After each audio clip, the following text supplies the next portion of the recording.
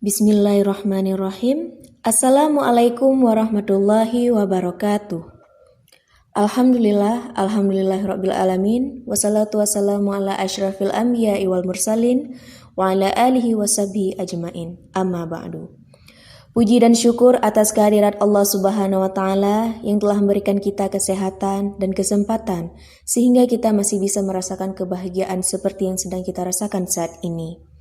Dan tidak lupa pula salawat beriring salam kita sanjung sajikan kepada Nabi Muhammad sallallahu alaihi wasallam yang mana dengan kehadiran beliau telah membawa kita dari alam jahiliyah ke alam Islamiyah dan dari alam kebodohan ke alam yang penuh dengan ilmu pengetahuan. Baiklah, yang saya hormati dosen pembimbing mata kuliah filsafat umum yaitu Bapak Burhanuddin SPDI MA. Baiklah, sebelumnya perkenalkan, nama saya Aurora Musfira. Saya adalah seorang mahasiswi dari salah satu Universitas Islam Negeri UIN Ar-Rani Banda Aceh. Dan saat ini saya telah menduduki semester 3 di Fakultas Ekonomi dan Bisnis Islam atau disingkatnya dengan FEBI. Tepatnya saya di Prodi Ekonomi Syariah. Baiklah, langsung saja pada hari ini saya akan menjelaskan serta membagikan sedikit pengetahuan saya mengenai deskripsi tentang biografi dan pemikiran tokoh filsafat. Di sini, tokoh pertama yang akan saya jelaskan yaitu tokoh filsafat umum Aristoteles pada tahun 384 sebelum Masehi sampai 322 sebelum Masehi. Nah, pertama saya akan menguraikan biografi dari tokoh Aristoteles ini. Aristoteles lahir di kota Stegeria Chalcidin pada tahun 384 sebelum Masehi. Ayahnya bernama Nikomakos, seorang dokter raja Amyanta dari Makedonia. Nah, Aristoteles kecil ini dididik sebagai aristokrat hingga umur 13 tahun untuk kemudian pergi ke Athena dan melanjutkan sekolahnya di perguruan tinggi milik Plato di akademi. Ia tinggal di akademi selama 20 tahun hingga Plato meninggal pada tahun 345 sebelum Masehi. Nah, kemudian sepeninggalan Plato, ia mengembara ke Asia bersama temannya yang bernama Xenocrates. Kemudian ia berjalan menuju Kepulauan Lesbos bersama teman lainnya. Theoparatus dan secara bersamaan mengadakan riset dan zoologi, dan kemudian dia menerima panggilan dari Raja Philip dari Makedonia untuk menjadi guru anaknya, yaitu Alexander. Nah, selanjutnya, pada tahun 335 sebelum Masehi, ia mendirikan perguruan tinggi bernama Lyceum di Athena, yang dikelolanya selama 12 tahun. Selama di Athena, Aristoteles sangat produktif menghasilkan tulisan ilmiah yang sebagian berbentuk diklat kuliah yang sebenarnya tidak dipublikasikan keluar kampus. Adapun diklat kuliah yang terkenalnya adalah fisik, kemudian metafisik, kemudian Nicomachean Ethics, kemudian Politics, dan terakhir De Anima. Nah, setelah itu Aristoteles meninggal pada tahun 322 sebelum Masehi pada usia 62 tahun. Karya-karya Aristoteles kemudian dibukukan dengan penyuntingan oleh para muridnya yang menjadi guru-guru sepeninggalan dirinya. Adapun karya-karya tersebut dikompilasikan ke dalam 6 buku, yaitu Categories, kemudian On Interpretation, kemudian Prior Analytic, kemudian Posterior Analytic, kemudian Topics, dan On Sophistical Refutation. Nah, selanjutnya kita masuk kepada pembahasan yang kedua, yaitu pemikiran tentang tokoh Aristoteles ini. Menurut Aristoteles, filsafat ilmu ini adalah sebab dan asas segala benda. Filsafat ilmu merupakan ilmu pengetahuan yang meliputi kebenaran yang terkandung di dalamnya.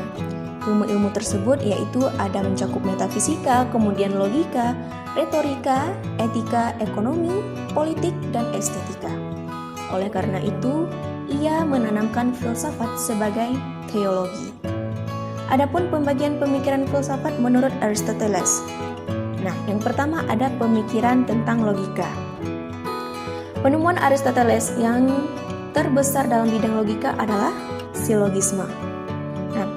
Silogisme ini maksudnya uraian berkunci, yaitu menarik kesimpulan dari kenyataan yang umum atas hal yang khusus dan dapat digunakan dalam menarik kesimpulan yang baru dan tepat dari dua kebenaran yang telah ada.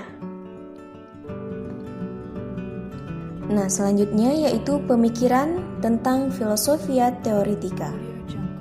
Nah, di mana dalam pemikiran yang kedua ini mencakup yang pertama yaitu fisika, yaitu tentang dunia material atau ilmu alam dan sebagainya. Adapun beberapa pembagian penting untuk memahami pemikiran Aristoteles di bidang fisika ini, yaitu yang pertama doktrin tentang substansi dan aksiden benda dan bentuk, kemudian yang kedua konsep gerak, kemudian yang ketiga konsep tentang elemen dan teori mixio, dan yang keempat yaitu gerak natural dan gerak dipaksa. Kemudian dalam pemikiran tentang filosofia teoretika ini ada mencakup matematika, yaitu tentang barang yang menurut kuantitasnya. Di sini Aristoteles berprinsip bahwa ketidakhinggaan hanya ada di dalam konsep saja, dapat di dalam matematika. Kemudian ada metafisika, yaitu berpusat pada persoalan barang dan bentuk. Di sini Aristoteles beranggapan bahwa bentuk ikut serta memberikan kenyataan pada benda. Benda dan bentuk tak dapat dipisahkan. Dan barang ialah materi yang tidak mempunyai bangun, melainkan hanya substansi. Maka bentuk adalah bangunannya. Kemudian sebagai contoh metafisika ini adalah, menurut Aristoteles, jiwa dan tubuh ibarat bentuk dan materi. Jiwa merupakan asas hidup yang menjadikan tubuh memiliki kehidupan. Disadari Aristoteles bahwa tubuh bisa mati oleh sebab itu, maka jiwanya juga ikut mati. Nah, selanjutnya ada pemikiran tentang filosofia praktika. Ini merupakan pemikiran yang ketiga dari Aristoteles, yaitu filosofia praktika atau tentang hidup kesusilaan, di mana di dalamnya mencakup yang pertama etika atau kesusilaan dalam hidup perorangan, dan ekonomi atau kesusilaan dalam hidup kekeluargaan. Dan yang kedua ada politika atau kesusilaan dalam hidup kenegaraan. Adapun Aristoteles mengklasifikasikan sistem-sistem politik, yaitu yang pertama ada monarki atau kerajaan, diperintah oleh seorang raja untuk kepentingan semua, tapi jika sebaliknya dapat berpotensi tirani. Kemudian ada yang kedua aristokrasi, yaitu diperintah beberapa orang untuk berkepentingan bersama, jika sebaliknya dapat berpotensi oligarki memperkaya sekelompok orang saja. Yang ketiga ada politi, di mana diperintah semua rakyat untuk kesejahteraan umum, jika sebaliknya mayoritas rakyat memerintah untuk kepentingan si miskin saja dapat menjadi demokrasi. Nah, kemudian selanjutnya ada pemikiran tentang filosofia poetika atau aktiva atau pencipta. Nah, di bidang seni, Aristoteles memuat pandangannya tentang keindahan dalam buku Poetika. Aristoteles sangat menekankan empirisme untuk menekankan pengetahuan. Ia mengatakan bahwa pengetahuan dibangun atas dasar pengamatan dan penglihatan. Menurut Aristoteles, keindahan menyangkut keseimbangan ukuran, yakni ukuran material.